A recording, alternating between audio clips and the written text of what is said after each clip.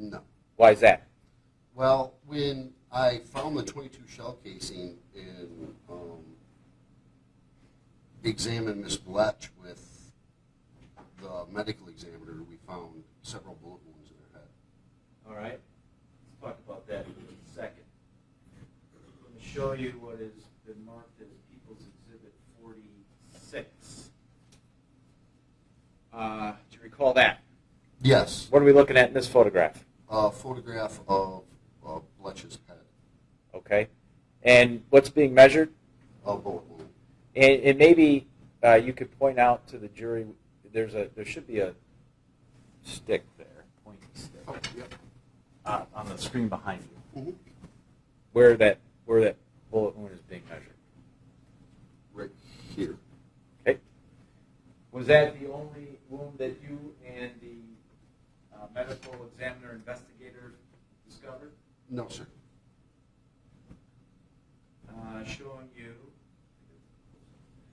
Showing you what's been marked as People's Exhibit 48. What are we looking at in this photograph? Another bullet wound. And could you point that out again to the jury, please? Okay.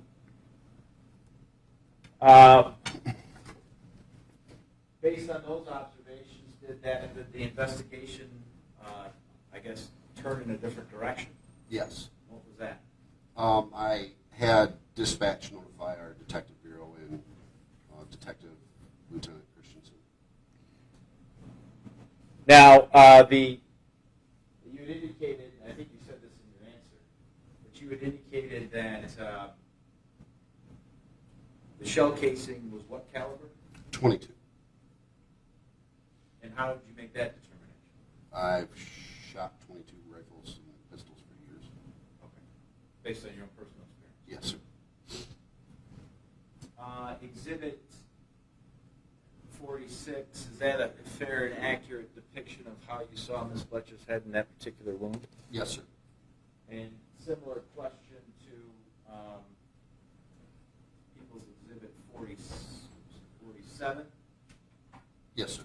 And 48? Yes, sir. Outside of that, Deputy Foster, did you do any other part in this investigation? Yes. What was that? I did some follow-up with some residents in the neighborhood, and I also conducted a traffic stop on a vehicle Mr. Wilis was driving. Okay. Well, let's talk about that for just a second. This obviously fast forward a couple of years. Yes, sir. This is May of 2016. Yes. And are you, obviously you were working in conjunction with who on that particular case? Detective Matt Schultz and Detective Levine. And is it typical then for detectives to, I guess, use the services of a uniformed patrol car in those situations? Yes. Why is that? Because they wanted a traffic stop conducted on the vehicle, and they wanted a fully marked car to do that. All right. And in fact, were you directed to the particular vehicle you were supposed to stop? Yes, sir. And did you in fact stop that vehicle? I did. Showing you real quick what's been marked as, well, let's go down.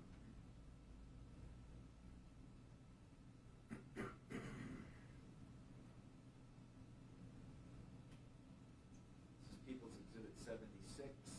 Does that look familiar? Yes. Is that the vehicle that you made the traffic stop on? Yes. And when you made that traffic stop, how many occupants were in the vehicle? One. The driver? Yes, sir. Anybody else? No. And were you able to identify the driver of that vehicle? I did. And I know you already did, but I'm going to ask you again. Who was that? Jeffrey Wilis. And the person that was driving that vehicle, is that person in court today? Yes. Could you point him out, describe what he's wearing, please? Wearing a blue suit and a blue tie. Your Honor, let the record reflect that the defendant, or excuse me, the witness identified the defendant. Your Honor, based on Deputy Foster's testimony, I move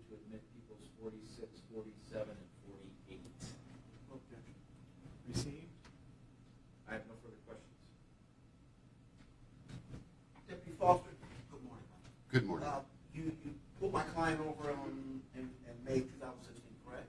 Yes, sir. And do you know if the vehicle was seized at that time? Yes, it was. Do you know who drove? I assume someone drove the vehicle to a secure location. It was towed. It was towed. Do you know who towed it? I don't recall what tow company it was. All right. Thank you. I have no further questions. Thank you. Okay. You may stand down.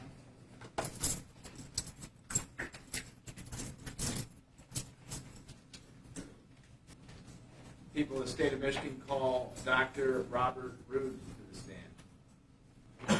Please raise your right hand. Do you swear that the testimony you're about to give will be the truth, the whole truth, and nothing but the truth, so help you God? Please have a seat. Say your name for the record. Robert Sidney Roode.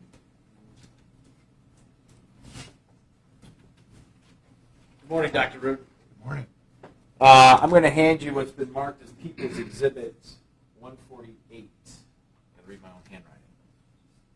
What is that, sir? That's my curriculum vitae. Okay. Let's talk a little bit about that. How are you educated, sir? My undergraduate degree in chemistry was at Michigan State. Excuse me, gentlemen. We are prepared to stipulate to the doctor's qualification. Oh. That would speed things along. Fair enough. Well, let me ask you one question, and I will agree to the stipulation. Let's fast forward to where your practice or your knowledge is. Okay. I did a diabetes and endocrine fellowship at the Joslin Clinic in Boston, which is a Harvard program. And so I am a diabetologist, which means I specialize in the treatment of diabetes. Okay.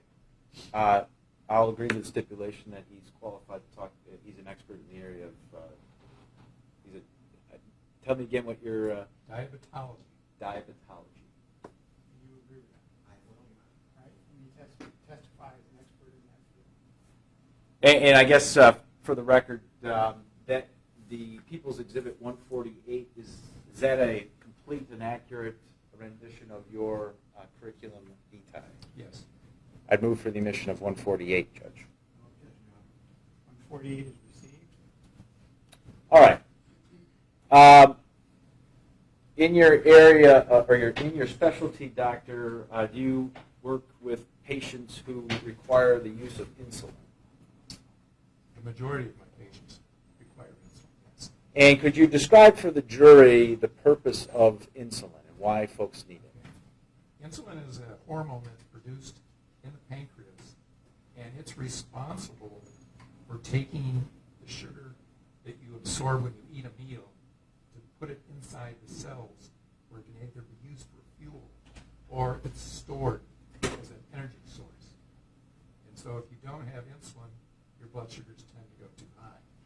Just the opposite, if you have too much insulin, your blood sugars tend to go too low. Now, does the human body require a regulation of that blood sugar level? Yes, it's finely controlled so that generally your blood sugar will range between 70 and 100 when you're not eating. And that's finely controlled by multiple hormones. And, for example, if a person's blood sugar goes too high, what are the adverse effects? When your blood sugar goes too high, depending on how high it goes, the initial symptoms are thirst, increased urination, which can lead to dehydration because of volume loss. If you get into the more like 400 or 500 blood sugars, it affects your brain. You tend to get confused. And you can actually go into a coma. And I've had patients with a blood sugar as high as 1,500. And remember, a normal blood sugar is 70 to 100 fasting. Now, and conversely, doctor, if a person's blood sugar level goes low, what are the effects to the body? Well, generally, when your blood sugar starts dropping below 60, some warning signals occur. And these are generated by hormones. There are four what we call counter-regulatory hormones that are trying to raise the blood sugar back up. And it's glucagon, it's growth hormone, it's cortisol, and it's adrenaline. And so as a result of these hormones being secreted when your blood sugar starts to drop, you tend to get shaky, you tend to get sweaty, you tend to get hungry. If the blood sugar continues to fall down into the 40 range or so, people tend to get confused. It affects their vision, it gets blurry. And if it goes much lower than that, they can seize and actually have arrhythmias, which means irregular heartbeat, and actually die. So, obviously, this insulin, I guess the insulin is very important for our bodies to function. You have to have it, yes. And so, as a result, and I don't know how many manufacturers there are, but because of folks' inability to produce it naturally, does it require some folks to have it artificially, I guess, injected or inserted in the body? Half of all type 2 diabetics and all type 1, or what we used to call childhood diabetics, require insulin. Now, what are the different methods of what are the different methods that insulin can be, I guess, put into the body? Okay, the primary way of introducing insulin into the body is with a syringe and a needle. It's injected. We've gotten more sophisticated, and now we have what are called insulin pumps that infuse it slowly, and that's kind of controlled by a computer system. It can also be administered intravenously, which makes it work much faster, and that's only done in a hospital setting. It can also be given intramuscularly, which is into the muscle, where most insulin injections are given subcutaneous. It's in the tissue right under the skin, the fatty tissue, where it's absorbed. Now, is there a requirement on how insulin should be properly stored? Okay, insulin is a protein, and it is sensitive to things like light. Heat is the major one, and agitation. So our patients that are on insulin, the insulin that they're not using, it's always stored in refrigeration. Insulin has to be refrigerated. And if the insulin gets too warm, the protein agglutinates and it no longer functions. Same thing can happen if you freeze the insulin. If you put it too close to the freezer as opposed to the regular refrigerator, it gets too cold and it inactivates the protein, and so it doesn't function well. So insulin that's not being used should be stored in a refrigerator. Your insulin that you're using on a daily basis can be kept at room temperature, and we say 85 degrees or less. And how long it can be exposed to room temperature depends on the insulin. But most insulins, once you start using it, for 28 days it can be kept at room temperature. After that, it needs to be thrown away. Now, as a result, well, let me ask you this, as the question on proper storage. So obviously, refrigeration preferred, room temperature is okay, correct? Yes. What about storing it in a motor vehicle? Well, one of the concerns about storing any insulin in a motor vehicle is you don't have any control of the temperature. And especially in the summer, it's been documented that the inside of a car can get into 160, 180 degrees, and that would cook the insulin, so it would not be effective. Okay. So essentially, if I understood your testimony right, anything above 85, that vial isn't going to be worth much, and it'll be essentially worthless in a short period of time. Yes. Okay. Let's talk about, are there certain areas of the body that affect how quick the insulin will react? Yes, there are. We talk about 4 major areas for injection.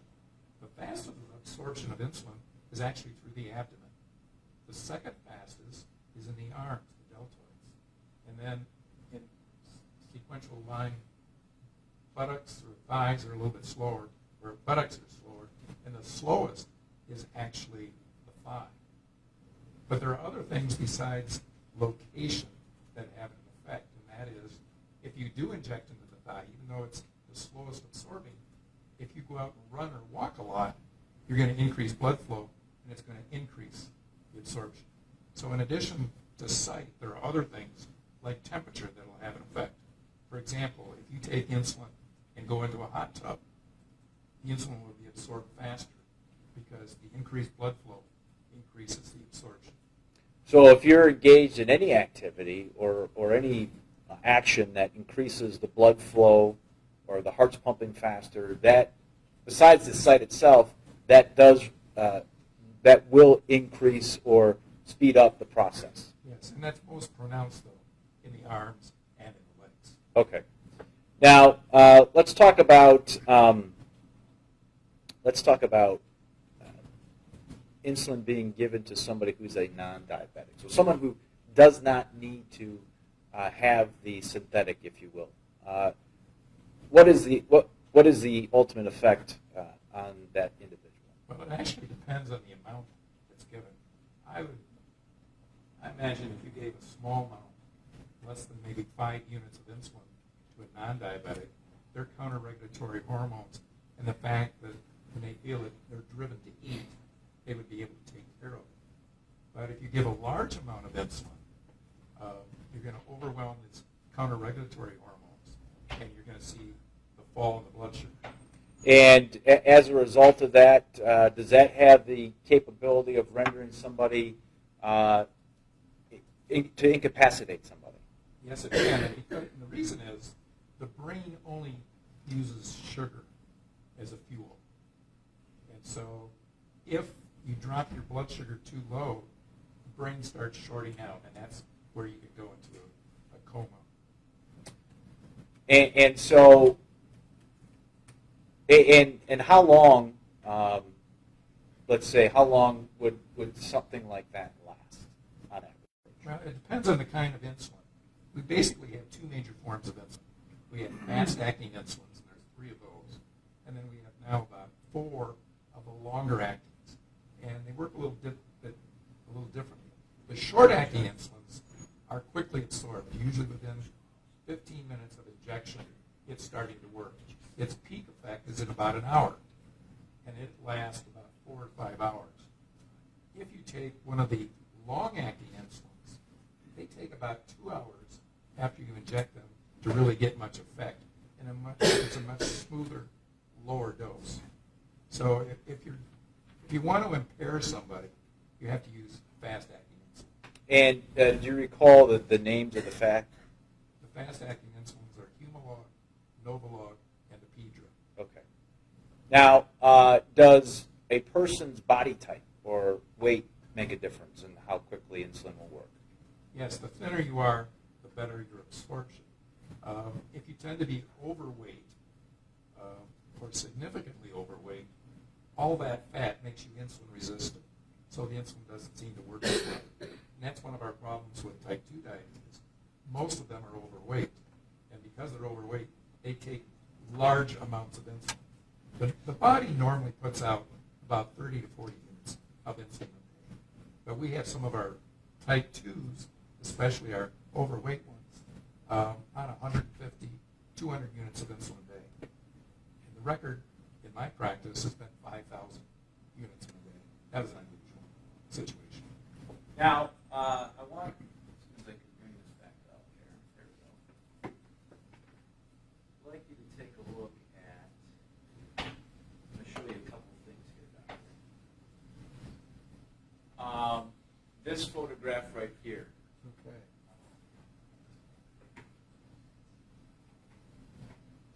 There's a vial of Humalog insulin. That's one of the fast-acting insulins. And then there are syringes. And those are 1 cc syringes, which means it'll hold, the one looks like it's full.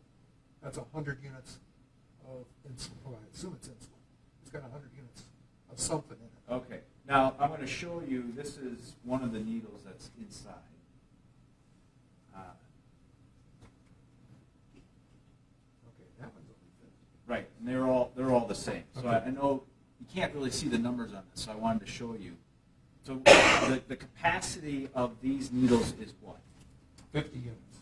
And again, for a non-diabetic person, what does 50 units mean if that's fully injected into somebody? That if you don't allow them to eat, that's probably going to give them a severe hypoglycemic reaction. Enough to incapacitate them? Now, in your opinion, doctor, would it be a safe place to store insulin in a Sentry safe lockbox in a vehicle for it to be effective? No. The other thing I want to show you is People's Exhibit 19. And it's on the screen in front of you, doctor, so you don't have to strain. Right here. Oh, right here. Does that diagram look at all familiar to you? Yeah, that's the injection sites. And is that, and I don't know, sir, if you, obviously, if a patient comes in and it's a new patient that's unfamiliar with the process, do you provide any kind of literature or training, or how does that work? We normally have them see an educator, and they learn about what insulin can do, where to inject it. There's a lot of things about the technique of administering insulin. Okay, so you do provide that, I'll call it training, if you will, to folks who are experiencing this for the first time. Is that accurate? Right.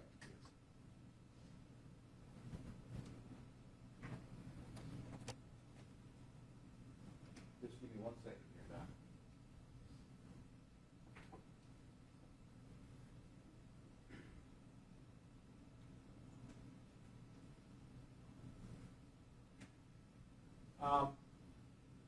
Just on the lines of that training question,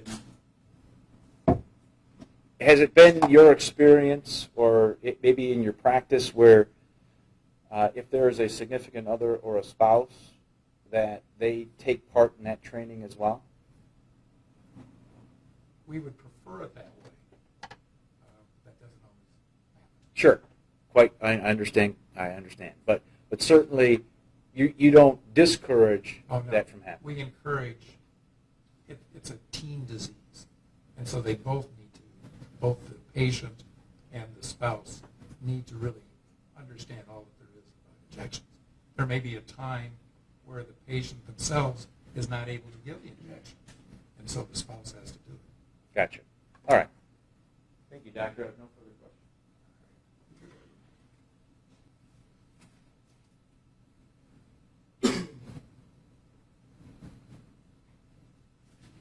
Dr. Root, good morning. Good morning. My name is Fred Johnson. I'd like to ask you a few more questions. You mentioned delivery systems when in direct examination, the delivery systems for the insulin into the body, how it gets into the body. And one of the things you mentioned was an insulin pump. Could you describe that in further detail for us and tell the jury what an insulin Insulin pump is about the size of a pack of cigarettes, and it holds a reservoir of a couple hundred units of insulin. And basically, it administers the insulin on a regular basis. One of the problems with the old injecting insulin is you get these peaks where you inject and it doesn't work for about 15 minute peaks an hour later. Where with an insulin pump, you're giving slow amounts of insulin all the time. That's called the basal insulin. And then when a person eats a meal, they will tell the pump how many carbs they're eating, and the pump will administer insulin to cover that peak. All right, so part of what the pump does is dependent on the patient receiving the insulin, correct? Yes. So if the patient either forgets to or puts in too much information, too many carbs, then that can give the pump an incorrect reading as to how it's supposed to respond. Is that correct? Yes. Okay. So given that human beings aren't perfect, I imagine there are occasions where the insulin pump is not a 100% always foolproof mechanism to deliver insulin. Is that correct? That is correct. And sometimes there may be an occasion where due to the mechanical error or human error that the person, despite having the pump, may still need an injection of insulin in a crisis situation. That is right. Okay.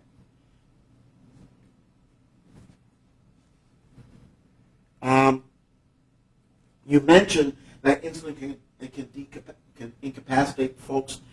In fact, can all end up in a coma or the heart breaking down, et cetera, et cetera. And my question is, if a person injects another person, if a person injects herself with too much insulin and falls into a coma, how is that person revived? or is hospitalization necessary? If it's a diabetic, depending on the amount of insulin that's administered, Uh-huh. it somewhat depends on the duration of diabetes. Generally, people with long-term diabetes, those counter-regulatory hormones that I talked about that bring the insulin or bring the glucose, the sugar back up, Okay. they're not there. All right. So in the type 1, there is no glucagon. There's very little epinephrine. And so the counter-regulatory hormones don't work very well. If they don't wake up, it's kind of like the same thing that happens if you don't get enough oxygen to the brain. After 4 minutes, basically the brain is toast. Same thing can happen with low blood sugar. Brain is toast, is that a medical term, doctor? No. Quite descriptive. Thank you. What about a person who is not a diabetic and is injected with insulin and falls into a coma? What's the course with them? Is hospitalization necessary with them? Is medical care necessary for them, or we just wait it out? Generally, if they're by themselves Uh-huh. And there's no one there to help them, brain damage can occur. Okay. Okay. All right. But they can come out of it on their own? Occasionally, people will come out of a low blood sugar on their own. Yes. Okay, but that's not 100% of the time. Correct. Okay. I guess the question. If you mentioned that if insulin is stored inappropriately, it becomes ineffective. So what is the effect on a human being of injection with ineffective insulin? It won't have much effect. Okay. You mentioned that a lot of things go into the incapacitation that a non-diabetic would suffer if injected with insulin. What type of factors go into that again? What type of factors in terms of determining what the impact is going to be for that person? Well, first of all, it's the amount of insulin. Yes, sir. Number 2, the method with which it's administered. Okay. Is that IV would be the fastest. Sub-Q, which is the way most insulin is given. Let's assume injection by one of those needles that Mr. Hilson Okay. showed you. Okay. Well, then, if it's a thin person, they won't have much adipose tissue, subcutaneous tissue. And normally, in those kind of people, they have to pinch it up and then inject in that. Otherwise, because their adipose tissue is so thin, you can inject right into the muscle. Okay. And if you do that into the arm or into the leg, you get it right into the muscle, and that's the equivalent of giving the insulin IV. Okay. So it works much quicker. All right. In terms of much quicker, how much time are we talking about? Well, So assume that needle's full, and a 105-pound woman. well, it's gonna probably within 4 to 5 minutes, if it's given into the muscle, Okay. it's gonna have an effect. All right. So you know what we're used to, right? We're used to the spy flicks where the guy comes over and he stabs in the neck and the guy falls right out. That's not the kind of effect. No.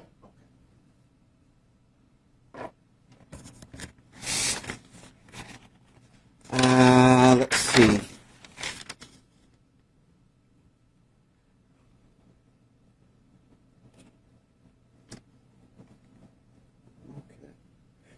Do you know what AIC is? The initials AIC stands for?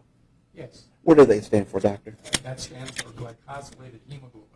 It's a blood test that it's basically how we keep an eye on our diabetic patients.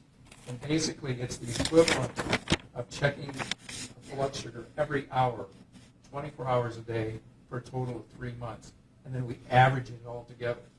And it's because when your blood sugar is elevated in the bloodstream, it looks to your red cells. And since the red cells only last 120 days, once the red cell dies, it's gone. So by measuring this A1C, we can find out how well the blood sugars are controlled. So in a normal person, the A1C should be under 6. In a diabetic, our goal is to have the A1C under 7, because there's good data that's now shown that if we keep it under 7%, we're going to prevent the major complications of ideas, which are going blind, kidney failure, heart attack, and losing your leg. So that's a thing we use to monitor it. And I've been around so long that the A1C was not originally there. And the only way we could find out if a person was doing their blood sugars appropriately was when they came to the office, we checked their urine for sugar, we checked their fasting blood sugar. But this test looks back 3 months.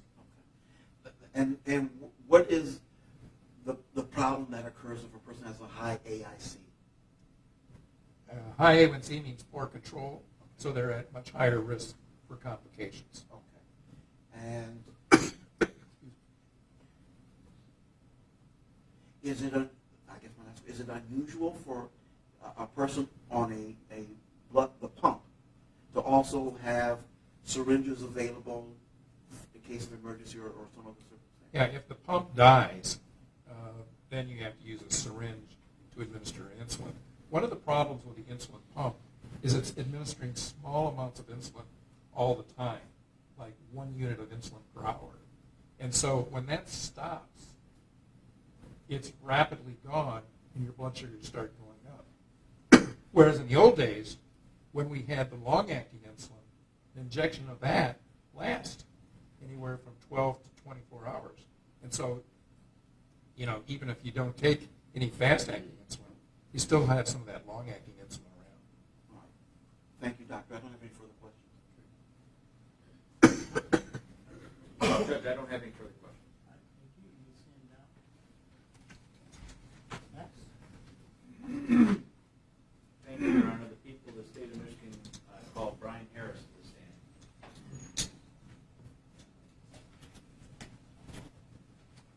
Please raise your right hand. Do you swear that the testimony you're about to give will be the truth, the whole truth, and nothing but the truth, so help you God? I do. Please have a seat. State your name for the record. Brian Harris. Good morning. Good morning. Could you, let me ask you this. How long have you been in law enforcement? 30 years. And of those 30, how long were you with the Muskegon County Sheriff's Department? 28 years.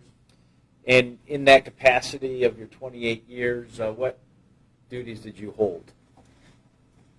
Started working in the jail. I was a subpoena server, accident reconstructionist, road patrol deputy, and detective. All right. And how many years in the Detective Bureau? Between 7 and 8. And your primary, or I guess one of your primary duties in the Detective Bureau was what, sir? I was the evidence officer. Now, you have since retired. That's true. When did you retire from the Sheriff's Department? 2 years ago. And but you're still working in law enforcement, is that correct? Correct. Where are you working now? North Shores Police Department. And I don't know, because I call you Mr. Harris. I don't know if it's Officer Harris now or just Mr. Harris. Mr. Harris is fine. Okay, fair enough. And how long have you been with the North Shores Police Department? 2 years. Working in what capacity? I take care of their evidence room as well. Okay. Back on June 29th of 2014, were you still employed with the Sheriff's Department? Correct. And in the Detective Bureau? I was. And as their evidence person? Yes. All right. Now, do you recall being dispatched to the scene on Automobile Road Yes. on that date, June 29th, 2014? I got a phone call. It was after hours for us. Okay. You arrived out there, sir, and what did you do? Took some photographs and collected some evidence at the scene. Okay. And in particular, do you recall People's Exhibit 42? Do you recall that being at the scene? Yes. And in fact, is that something that you collected? Yes. Now, also showing you what's been marked as People's Exhibit 40. Go back. We'll go to 43 first. Sorry. 43. The circles indicate what? There were some blood pools there. All right. Now, I'm assuming by the time you arrived, Miss Fletch's body had been removed from the scene. She was actually in the ambulance, but off the ground, yes. I'm sorry, good answer to a bad question. Thank you.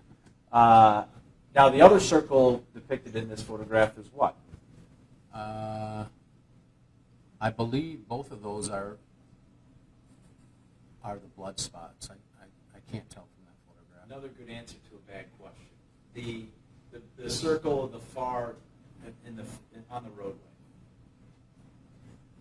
in the middle of the picture. Oh, yes, I see that now. There's a shell casing there. All right. It's very hard to see in this. No, I get it. I apologize. 44 is a close-up view. Yes, that's correct. All right. And, sir, did you also, were you responsible for collecting this? I did. Okay. Now, did you do some other investigation of the scene to see if you could collect any other evidence? I did. Where did you look? The road edges and over by where the body had originally been located. And Okay. also the sunglasses and cell phone were on the opposite side of the road, so basically searched both roadway edges and the ditches to see if anything else was there. Okay.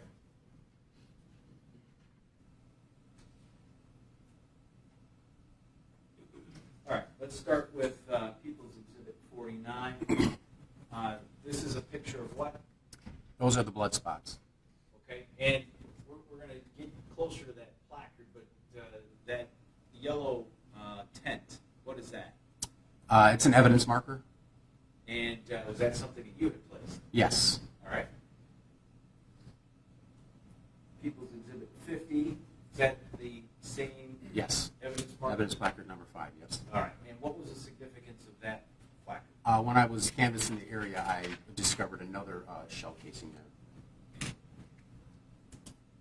Now, and again, we'll look at Exhibit 51. Same placard? Yep, just a close-up so you can barely see kind of straight above in the middle, just a couple inches down. You've got a pointer, I think, at your Yeah. turnaround. Right here, I'm trying to move in so you can see in reference to the number 5, the shell casing that I found. Okay, and as you compare the two locations, the one in the roadway and this particular shell casing, which was closer to the double circles where the blood was? This one was. And do you recall, sir, approximately how close that shell casing was? To the blood spots? Yes, sir. Maybe 2.5 feet, 3 feet, somewhere Okay. in between 2 and 3 feet. Now, at some point in time, at this point, when you found this particular shell casing, did you find anything else on that day? I do not think so. All right. Did you have an occasion to go back out to the scene? I believe it was the next day. Yes. Why? Better search. We kind of organized a group of detectives to assist with this case, and I went back with Detective Orson from the City Police Department. We teamed up for the day to go up and see if we could find any additional evidence. And were you able to find additional evidence? Yes, we found another shell case. All right. Showing you what's been marked as People's Exhibit 52. What is this? It's evidence placards. This is the number 6, and then this is just an arrow pointing where the bullet is. So from a farther angle, you can see what I'm kind of trying to emphasize. Bottom of the picture there, you see that yellow spray paint. Yes. And again, that's what is that? That's one of the blood spot markings. All right, so we're still in the area of the blood spot. I guess behind the blood spot. Correct. Is that correct? Correct. And just so that you clear up any confusion, you had already removed, or let me ask you this: did you remove the shell casing that you had labeled number 5 prior to that discovery? Yes. So we're not talking about the same shell casing. No. This is good. People's Exhibit 53. What is this? That's a close-up of number 6.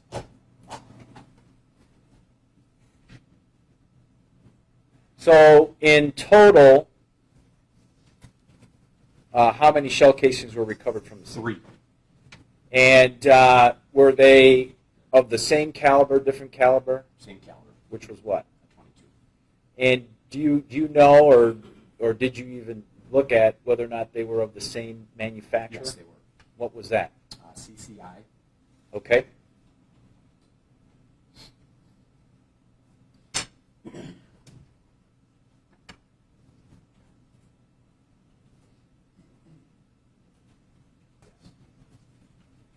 Detective, so used to that. Mr. Harris, I'm handing you what's been marked as People's Exhibit 149 and 150. What do you have in your hands there, sir? These are the shell casings that were recovered that day and the next day. The ones that we've shown in the pictures. Correct. Okay. They're listed as C, but that's what's the stamp on the shell casing, but it's CCI is the company. Gotcha. Now, there was an autopsy performed in this particular investigation. Is that correct, on Ms. Fletch? That's correct. And was there evidence that was seized as a result of that autopsy? Correct. All right. Give me 1 second.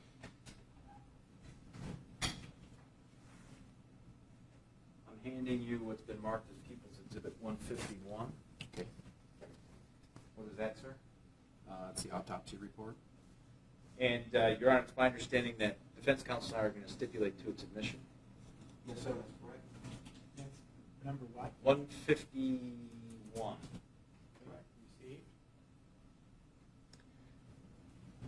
That autopsy report is pertaining to the autopsy that was done on Rebecca Bletch. Is that correct? That is correct. All right. Let's talk about, in that report, the wounds and what was recovered.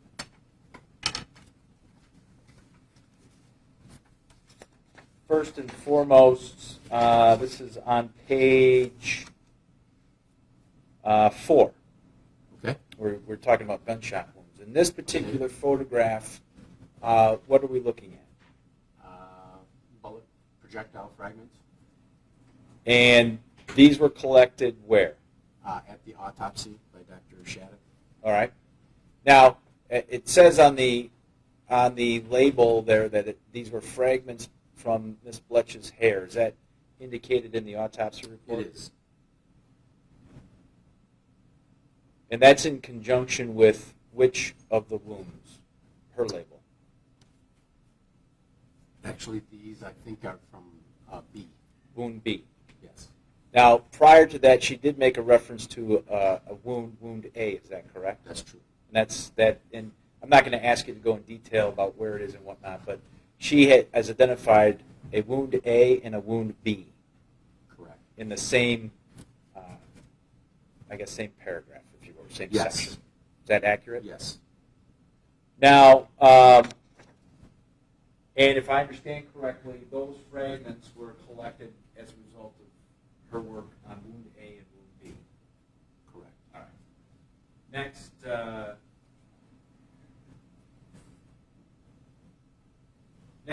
exhibit is People's Exhibit 55. And that indicates being collected where? The left posterior scalp. All right. And in Dr. Shattuck's report, is that associated with another wound location? This is actually wound A, I think. Wound A? Yes. Okay.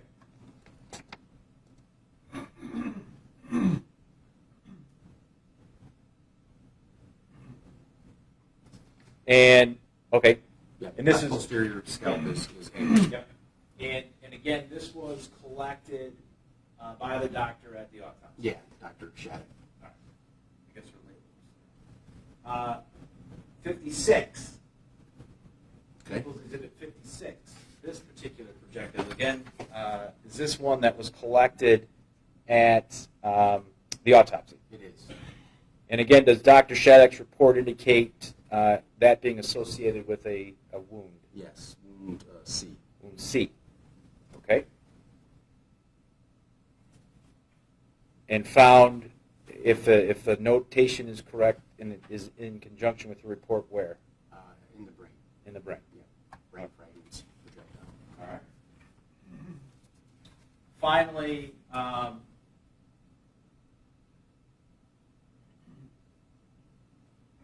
People's Exhibit 57. This is this another fragment that was recovered by Dr. Shattuck during the autopsy? It is. And this is associated with which wound? This is associated with wound D. D as in dog? Yes. All right. So if I understand it correctly, the forensic pathologist, Dr. Shattuck, was able to discover 4 different wounds on the head of Miss Bletch. That's how it was explained to me, yes. Okay. And all these fragments that were recovered by the doctor, did that end up in your hands at some point in time? To be collected as evidence? Yes. Okay.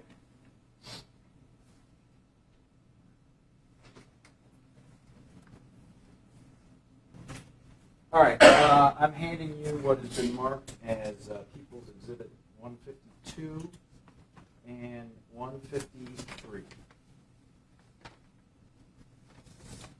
You recognize those packages? Yes. And what do they contain? Bullet fragments, projectile fragments. The ones that you just got finished describing with the photographs. That's correct. Okay. Last, but certainly not least, this is People's Exhibit 58.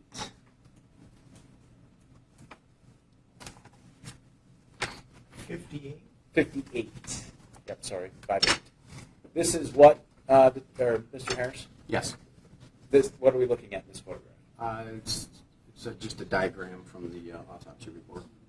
Basically where the locations of the various wounds? Yes. And I think they're labeled in conjunction with the autopsy report, is that correct? Correct. A, B, C, and D? Correct. A, B, C. All right. And then there's a side view, I think, on the left where it's showing C and D? Correct. Okay. And is that diagram consistent with your review of how Dr. Shattuck described the locations? Yes.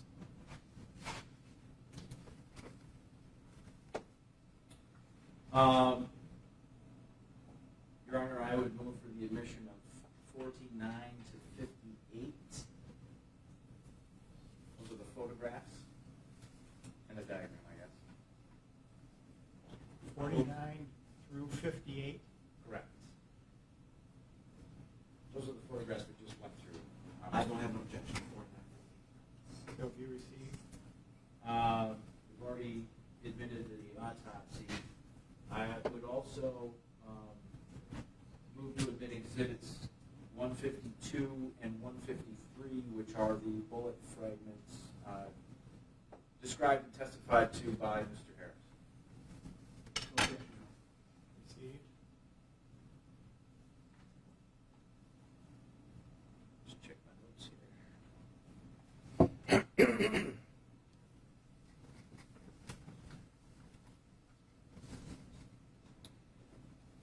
I guess the only other question that I forgot to ask you, and I want to go back to this is exhibit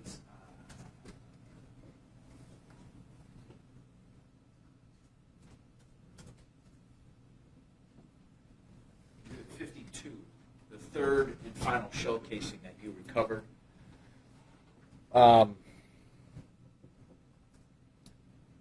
Do you recall, and we can kind of see it, but the distance between the 2 blood stains and that particular shell casing, Yes. is it, I mean, in general sense, 4 to 5 feet.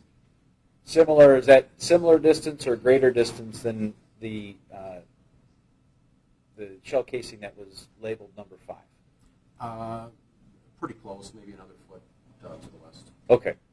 So 5 was closer than 6 to the if we're using the blood stains as reference. Yeah, I believe so. Okay.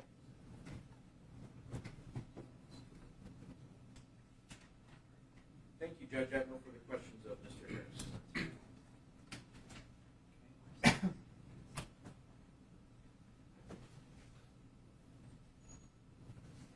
Mr. Harris, good morning. Good morning. You have the autopsy still with you? Or I have it right here. Okay. All right. All right. Do me a favor, would you? Sure. Let's see. Let's start on page 4 of 14.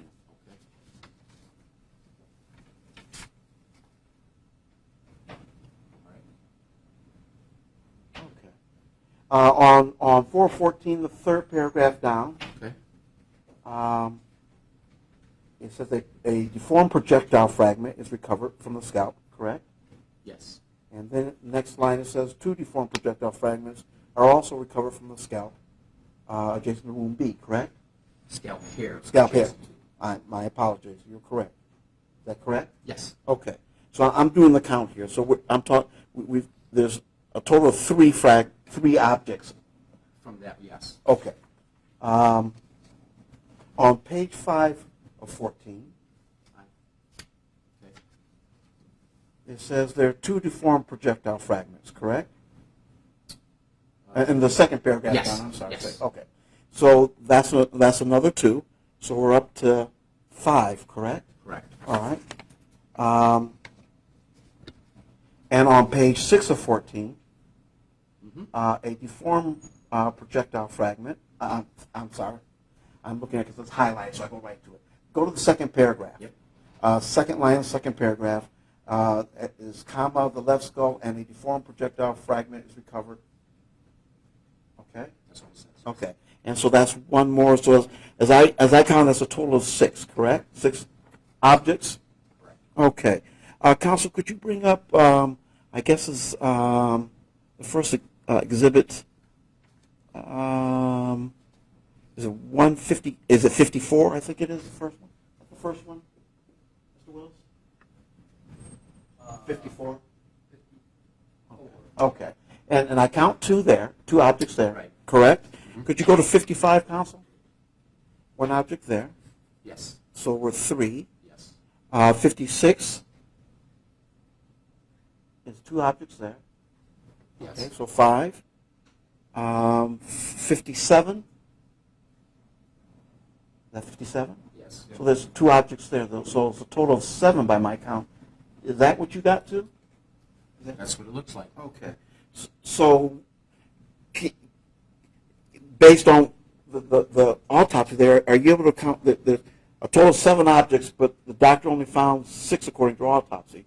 Do you know what the 7th is, or to count why it's in the photographs? Judge, I guess I'll object to the question. There's nowhere in the doctor's report where she says she found 6 or 7. She classifies it as fragments, plural. And so it's a misleading question, quite frankly. The doctor never says, I find 6 fragments in her report.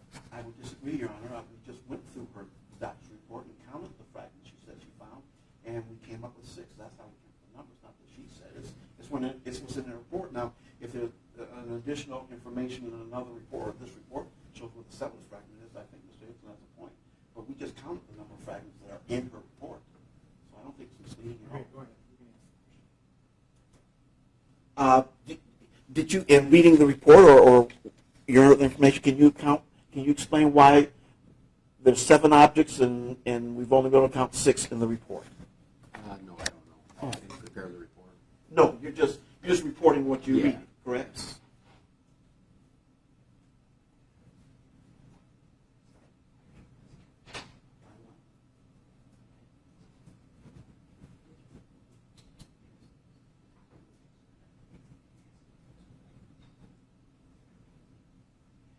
Now, you're reading the report, correct? Yes. And you're seeing what we're seeing. Yes. I'll do that several times through the course of this trial. So you, other than what you see what we see. I see. This is the photograph that you're questioning because it just lists a deformed projectile fragment recovered from the soft tissue of the left temporalis muscle. But this shows that plus a small fragment. It's not listed. Thank you. Poor question. You can't tell by looking at those pictures what they're made of, what the objects are made of. No. Okay.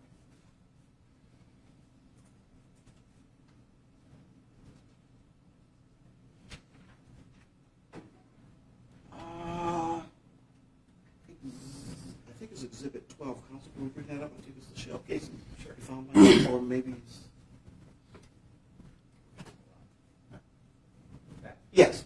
zoom in on that, please?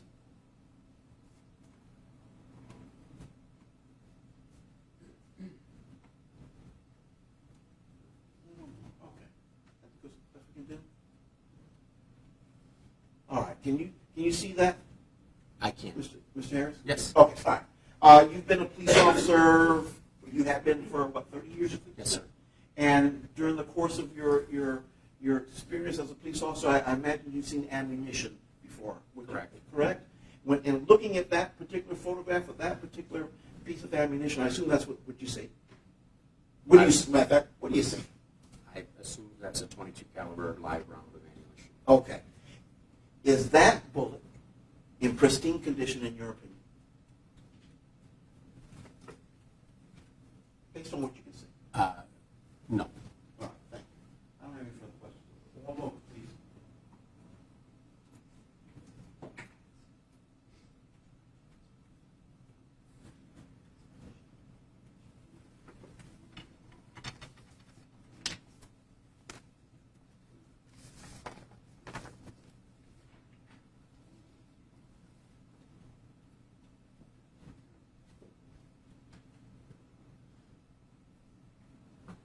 Ms. Harris, you remember testifying at Ms. Fletcher's preliminary examination?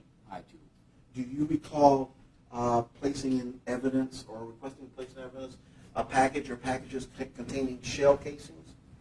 Do you recall? I don't remember what the testimony was other than the same to today. Do you recall how many you offered for placement on that occasion? No. Okay. Do you know of any reason why the packaging would change for that material from then to today? In other words, would there be any reason to separate them out and for this purpose as opposed to having them all together for the last?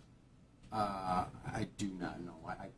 We opened something for you last time. I don't remember if it was these or not, but I wasn't employed at the time after that trial. I wasn't at the Sheriff's Department, so I didn't have access to it. So I can't say about it being opened after the fact. Thank you.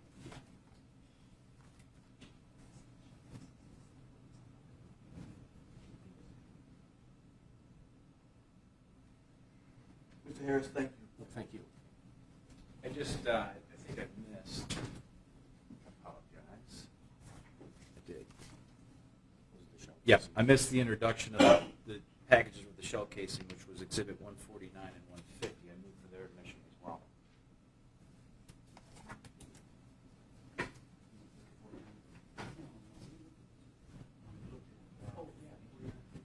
Matt? I think that's what's done. I think so too.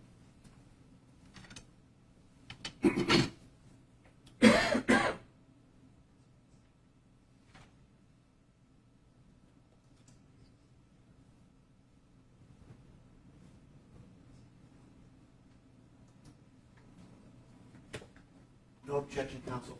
Thank you, Steve. You may stand down, thank you.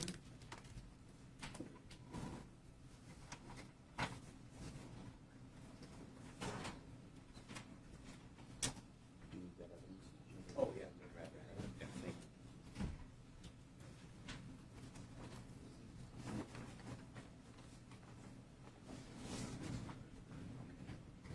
We'll take a 10-minute break.